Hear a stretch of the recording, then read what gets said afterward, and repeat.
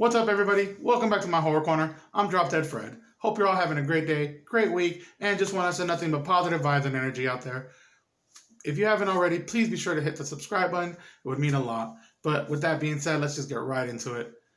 Today we are looking at the 1922 German Expressionism film Nosferatu, a symphony of horror, directed by FW Murnau.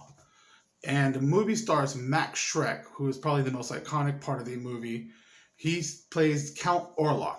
Now, the reason I'm saying Count Orlok instead of Count Dracula is because they didn't have any rights to the book at all, to use any material from the book. So essentially what they did was just change the names and the locations, and we're just like, fuck it, let's do it. The movie also stars Gustav von Wangenheim as the Jonathan Harker character. He's the real estate agent who gets sent to Transylvania to essentially sell a house to Count Orlok. We have Greta Schroeder, who plays the wife, and in my opinion, the underdog in the movie. She plays the Mina character. And we also have, last but not least, the Renfield character, played by Alexander Granach. Now, people say that Dr. Caligari was the birth of the horror genre, and I can definitely agree with that, but I feel like Nosferatu was what set the standard from here on out, because I see so much imagery in this movie and a lot of other movies, from the house, the Count's house, all the way up on top of the rock, a lot of the landscape imagery.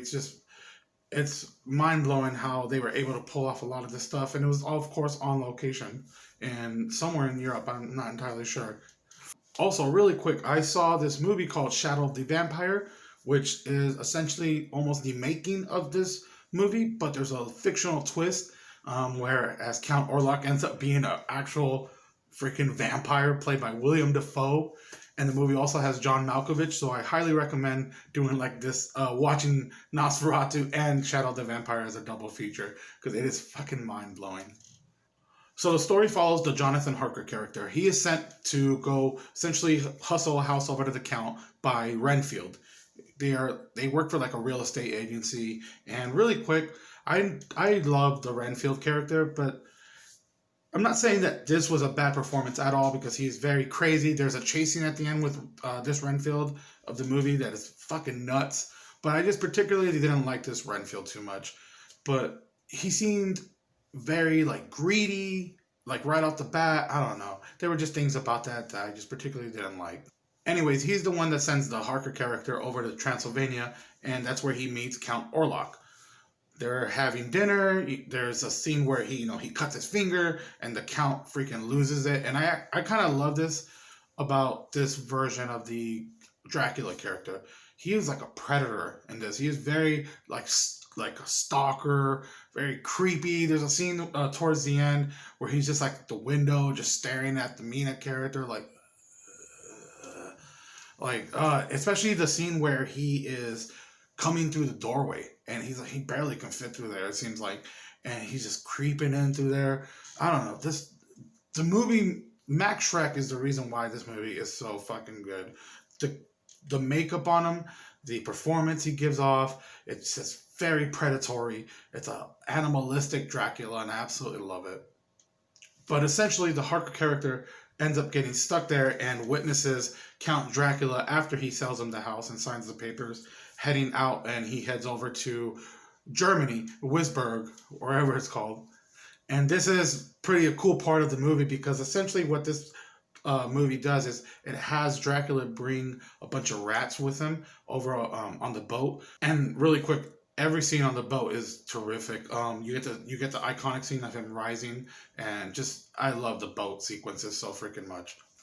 And he essentially brings the plague over to Germany, and it's just, I love that part. Like, if you don't like rats, you're gonna fucking hate this movie. It's pretty gross. All these rats crawling out of the coffin and stuff. It's bleh. And really quick, I love the ending because it's a lot different from what you would expect. You'd probably expect like Van Helsing, who is barely in the freaking movie. He is in like one scene or one or two scenes I really like, but you would expect him to be the savior.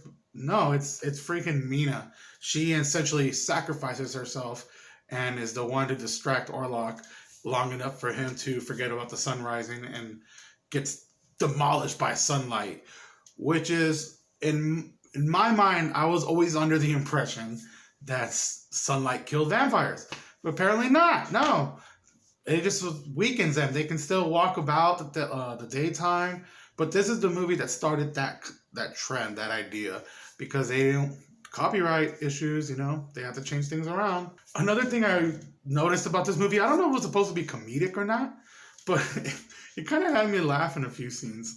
There's one scene where the Jonathan Harker character, before he gets to the Count's house, he wakes up and there's like this little book that he's been reading that has stuff about vampires, and he reads like a passage of it, and he kind of just laughs and throws it on the ground. I just thought that was so hilarious. Also, the part where Count Orlok arrives in Germany, and he's like holding his coffins, and he's like running around through the city at night, and it just looked, I don't know, it was cracking me up. I'm sorry, I don't know if that's intended to be funny, but those moments I thought were just brilliant and comedic.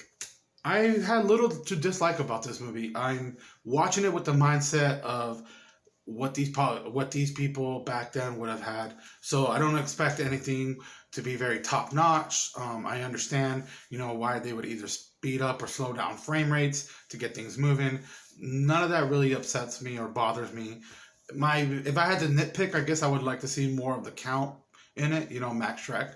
I would have loved to see a lot more of him. I feel like there's not too much of him, only towards the end, if that. But other than that, I don't know. There was nothing I didn't hate about this movie at all. It was very unsettling, very creepy. I fucking loved it. So overall, I feel like Nosferatu essentially laid the groundwork for future horror films to come. With its unsettling protagonist, its very creepy atmosphere, and beautiful backdrops and visuals, I still think this whole movie holds up till today. So I'm going to just end it there. I hope you all enjoyed this review. I hope you all stick with me. Please be sure to subscribe. Happy Spookies.